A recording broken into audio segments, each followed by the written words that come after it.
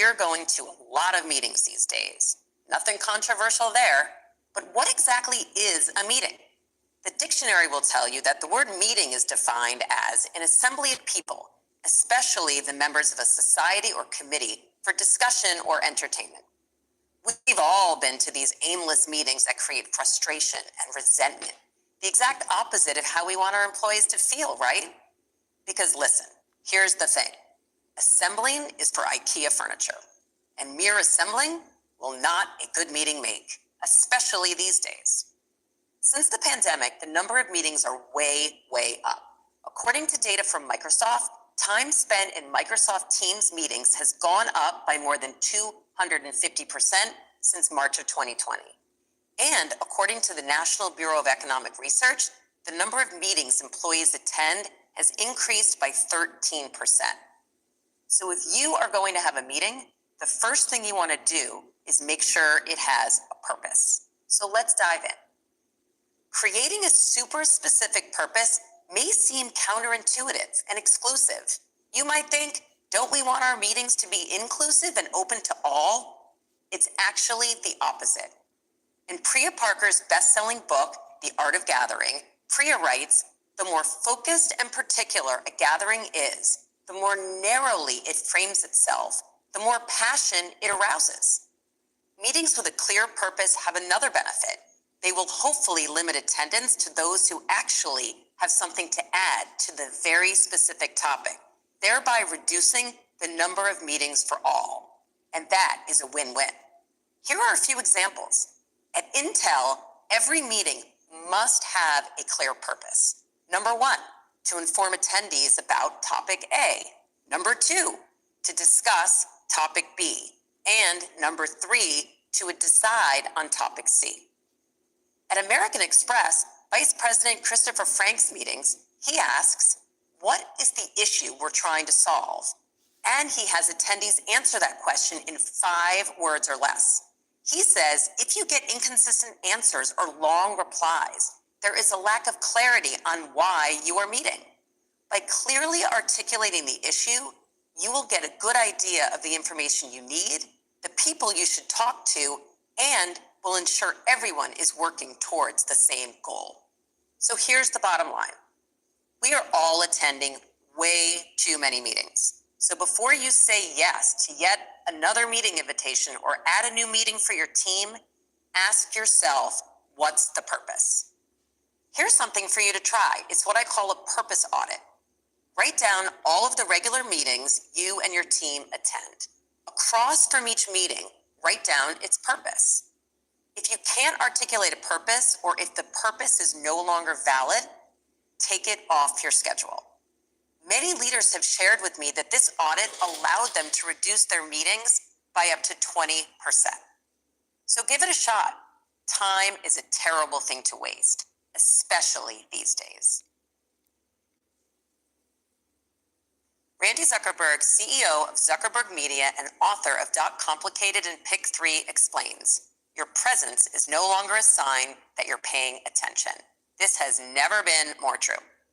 Virtual meetings are challenging our ability to be present, to say the least. First of all, people are showing up to meetings without their video on, creating a whole new area of sensitive etiquette for leaders to consider. Once people are physically present, the invitation to multitask is just too tempting, since employees are trying to do more during working hours than ever before. And multitasking is costing us. It can reduce productivity by up to 40%.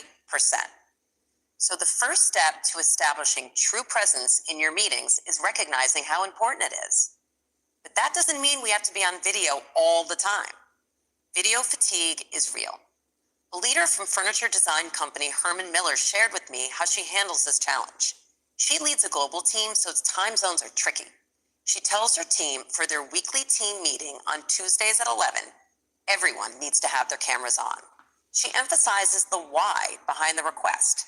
For this one weekly meeting, she wants everyone to remember that there's an actual person behind the device. For other meetings, video is optional, where team members are empowered to decide for themselves. But for this one meeting, she talks about why both physical and psychological presence is requested.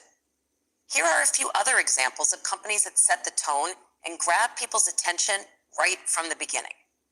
Eileen Fisher, a fashion leader, opens their meetings by ringing an actual chime, indicating that it's time for a centering moment of quiet. This moment allows meeting attendees to let go whatever was happening in their lives before this meeting and be present.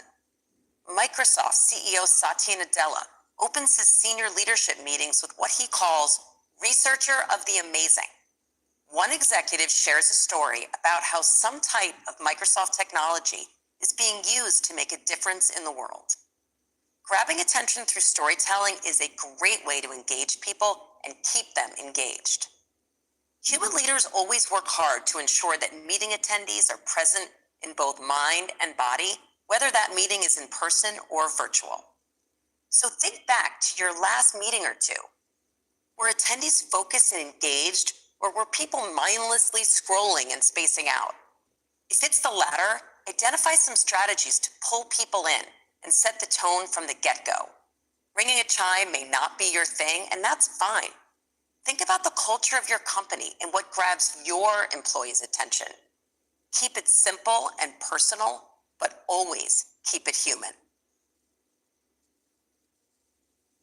Guess what?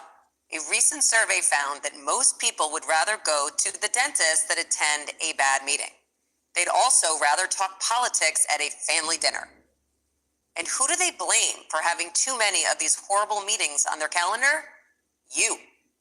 Yep, most people blame their manager or upper management for saddling them with too many terrible meetings. It's the Wild West out there, and you are the sheriff. So let's learn from other companies and help you find some rules of the road to tame your meetings and practice some protocols. According to a Doodle study, badly run meetings cost U.S. companies nearly $400 billion a year in lost productivity. Respondents said that participating in poorly organized meetings led to not enough time to do the rest of their work, unclear actions and confusion, loss of focus on projects, and irrelevant attendees slowing progress.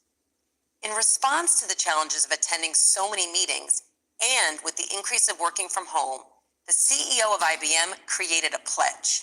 Here is some of the language from the actual pledge. I pledge to set boundaries and prevent video fatigue. Number 1, I will use new time limit boundaries for meetings, recognizing video fatigue is real and a new phenomenon for all of us. Number 2, I will shift to 20 and 45-minute meetings to replace our normal 30 and 1-hour calls as much as possible. And number 3, I will avoid setting up any full day or half-day meetings. If a long meeting is required, I will ensure we take short breaks every hour, that no session is longer than 2 hours, and every 2 hours there is a 30-minute break. Here are some other protocols that have been quite popular and effective in managing hybrid meetings, which, by the way, is really, really hard. First, one person, one screen. To ensure that everyone feels heard and that priority is not given to those in the office, some organizations are insisting that regardless of where you are physically located, you call in on your own screen. Number 2, and this is a really important one, the meeting ends when the remote employees hang up. If you want your employees to be frustrated and even mad, let the in-person attendees continue meeting without their remote colleagues. Talk about a recipe for resentment. And number 3, because many of us are missing the spontaneous interactions of the water cooler, begin your virtual or hybrid meetings with general chit-chat or even a prompt where everyone can connect in a personal way. Here's the thing. Your protocols will differ based on your business, your industry, your company values, and your management style.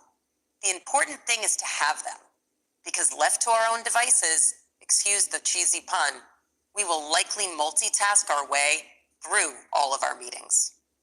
So what kind of pledge can you make to yourself and to your team to ensure better meetings for all?